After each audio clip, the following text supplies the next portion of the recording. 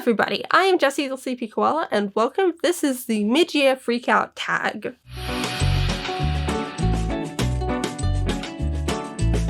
Now, I need to try and keep this concise and together because this is the third video I have filmed in a row and my memory card is almost out of space and I don't want to have to go empty it. So let's keep this quick and neat and tidy. Let's go. Best book you've read so far this year.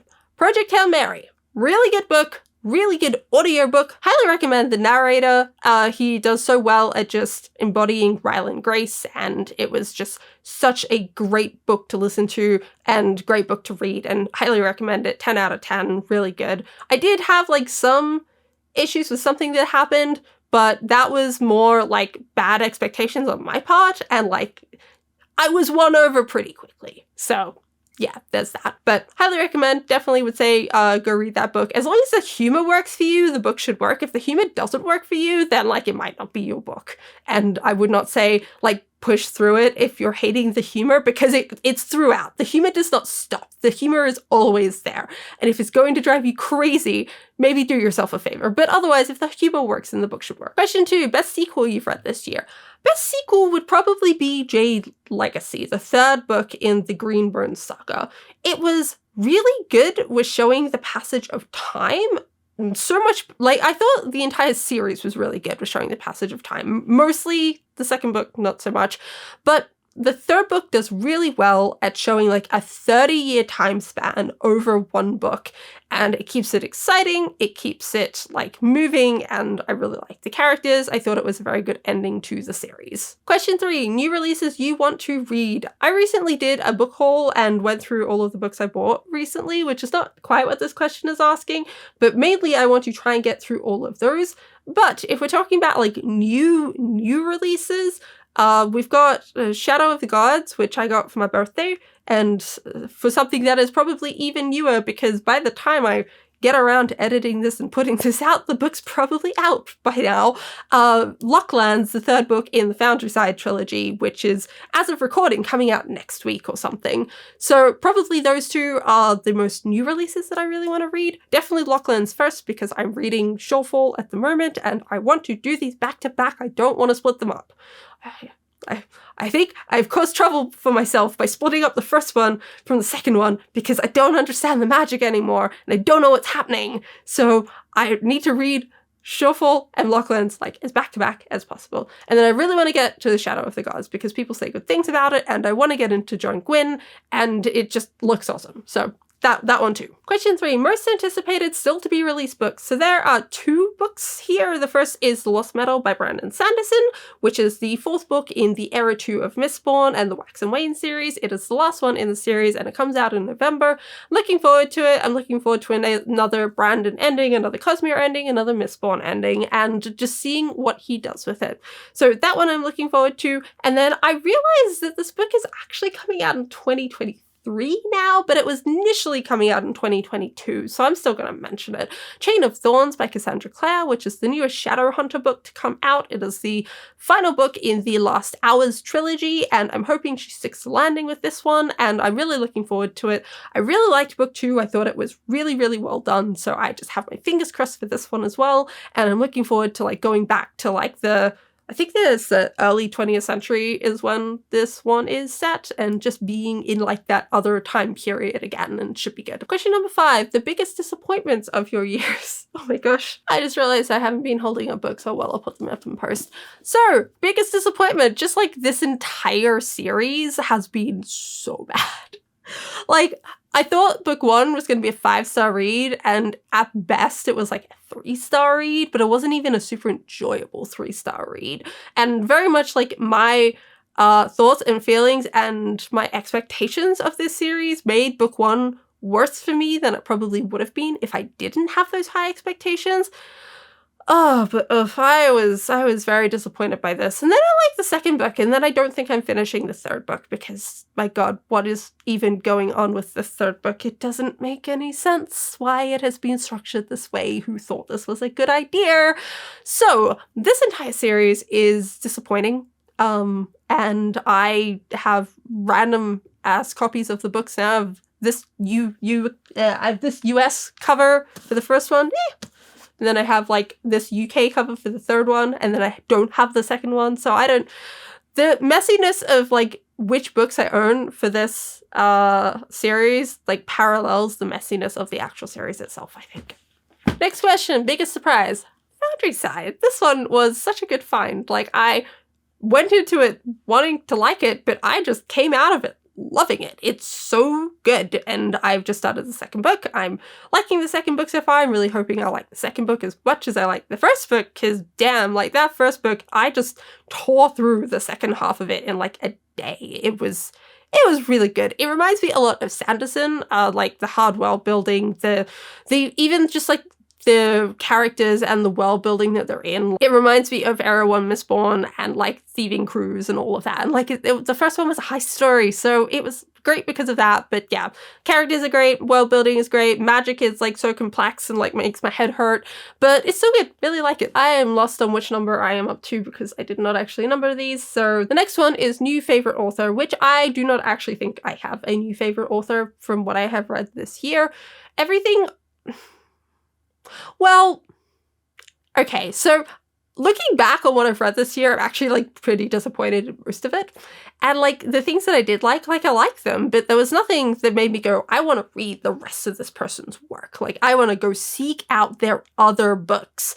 And to be fair, I don't do that normally. Like, that's not something I would normally do for an author unless I already knew going in I wanted to do that. So like for Brandon Sanderson, I knew going into the Cosmere, I wanted to read all the Cosmere.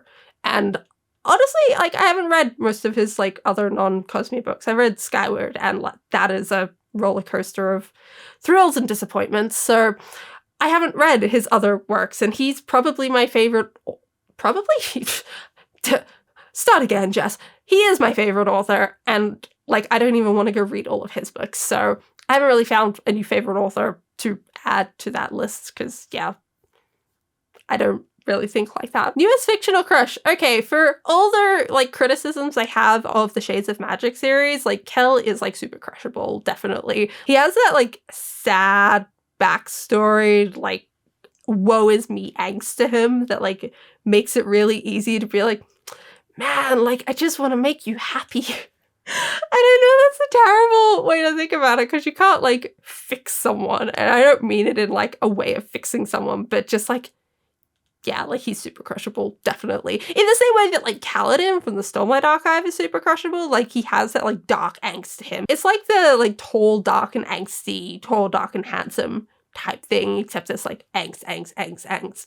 So yeah, Kel is like that. New favorite character. We will go with Murderbot from Murderbot Diaries, because Murderbot is just super cool. I really resonated with his form of anxiety and really felt for him in a lot of scenes, because he goes through a lot and just like has to deal with neurodivergencies and all of that jazz. So I really liked him. I thought he was very funny as well. So that helped. Next prompt, the book that made you cry. I'm gonna go with An Echo of Storms, because I'm pretty sure I cried in this book. I can think of places where I would cry in this book, so I'm gonna go with that, because like, I cry at a lot of things. Like, if something is able to get to me emotionally, it really like gets to me. But I've read a lot of books lately that I just can't remember if I've cried in them or not. Like, whether they did hit me emotionally enough to do that. I guess like Jade Legacy I cried in as well. Like, I was surprised because I wasn't super attached to any of those characters, but there were a couple of places there that made me cry.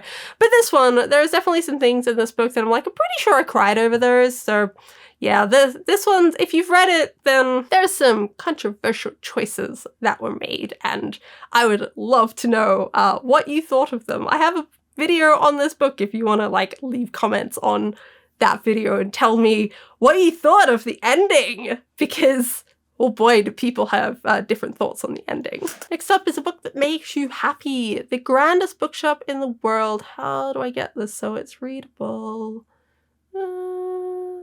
That will have to do.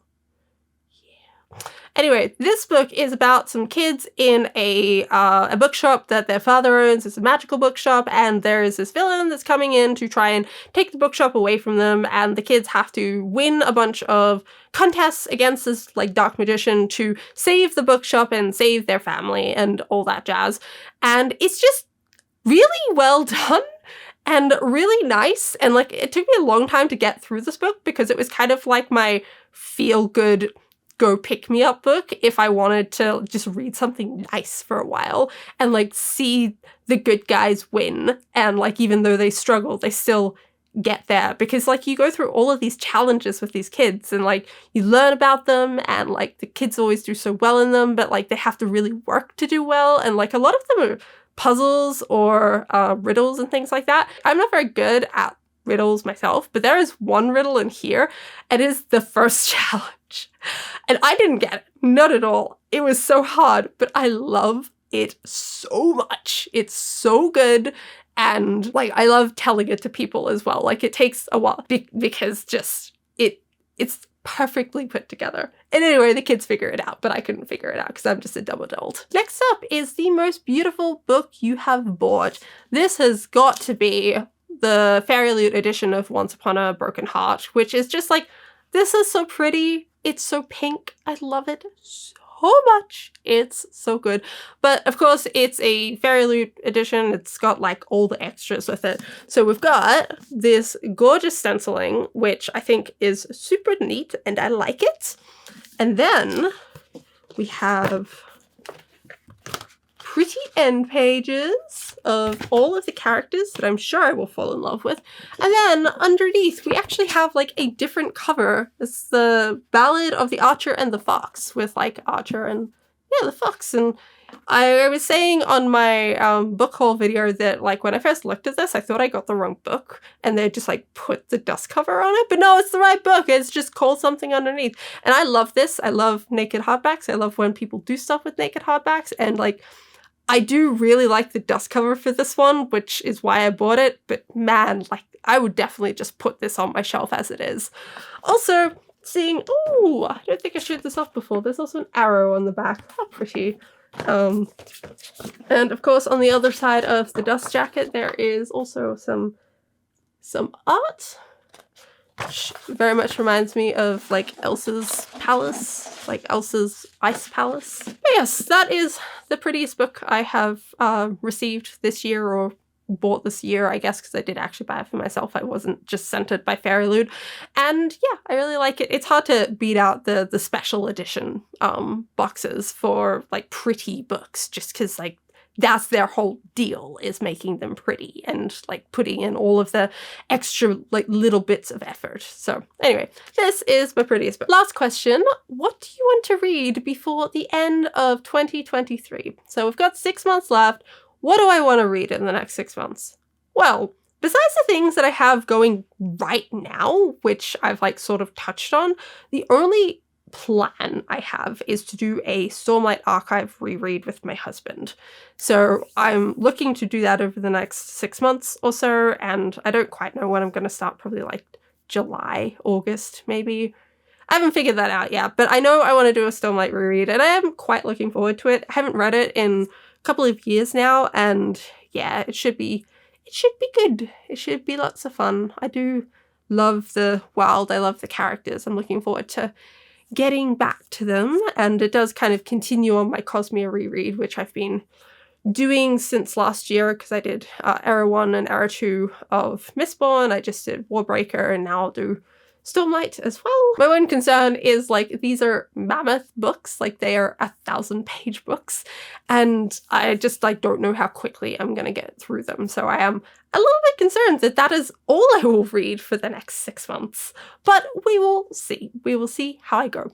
Anyway, that is the end of the tag. I hope you enjoyed. Let me know what you're reading at the moment. What are you reading for the rest of the year? What do you want to get to before 2023? What new releases do you want to read? All of those types of things. Let me know in the comments, and I will see you all next time. Bye!